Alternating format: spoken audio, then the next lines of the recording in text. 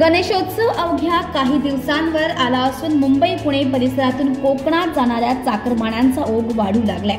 नेहमीप्रमाणे यंदाही मुंबई गोवा महामार्गावर वाहनांची प्रचंड गर्दी दिसत आहे।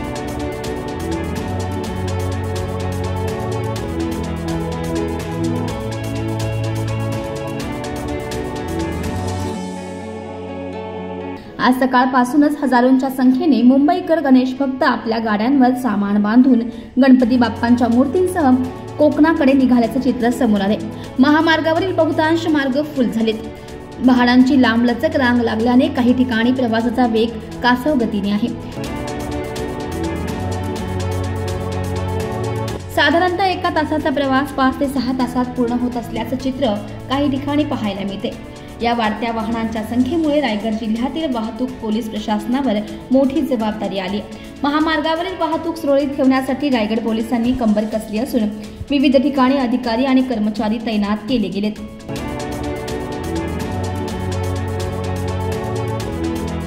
विशेषतः माणगाव हे ठिकाण दरवर्षी वाहतूक कोंडीसाठी खूप प्रसिद्ध आहे।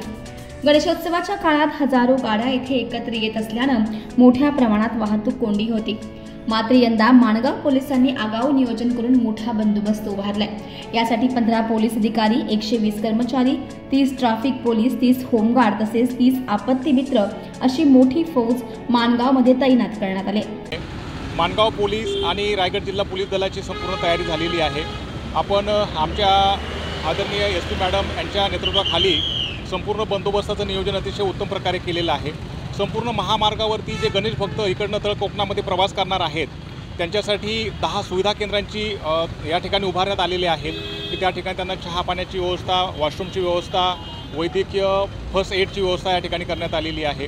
माणगावचा विचार करायचा झाला तर माणगाव हा ट्रॅफिक कोंडीचा एक महत्त्वाचं केंद्र आहे। तर यावर्षी निश्चितच पोलीस प्रशासनाने अतिशय चांगली तयारी केलेली आहे की अतिशय कमीत कमी वेळ हा प्रवाशांचा रस्त्यावर जाईल अशी आमची तयारी आहे। एकूण जवळपास 15 अधिकारी आणि 120 अंमलदार माणगाव शहर आणि परिसरामध्ये आपण बंदोबस्तासाठी लावलेले आहे। इंदापूरपासून तर आपल्या लोणेरेपर्यंत हा जो पार्ट आमच्याकडे आहे। या अनुषंगाने आपल्याकडे 30 होमगार्ड उपलब्ध आहेत बंदोबस्तासाठी। तसेच आपण काही स्वयंसेवी संस्था, आपदा मित्र, कॉलेजचे NSSचे स्टुडंट या लोकांची सुद्धा आपण ज्या टायमाला जास्त गर्दी असेल तेव्हा मदत घेणार आहोत ट्रॅफिक नियंत्रणासाठी। विशेष बाब म्हणजे या बंदोबस्तामध्ये आर्टिफिशियल इंटेलिजन्सचा सुद्धा वापर करण्यात आलेला आहे आणि आर्टिफिशियल इंटेलिजन्सच्या द्वारे आपल्याला संपूर्ण महामार्गावरती किती वाहनं रस्त्यावरती आहेत याची माहिती मिळेल आणि त्याप्रमाणे जिथे जास्त वाहतूक कोंडी आहे त्या ठिकाणी मॅन्युअली ती आपल्याला वाहतूक कोंडी सुरळीत करायला मदत होईल।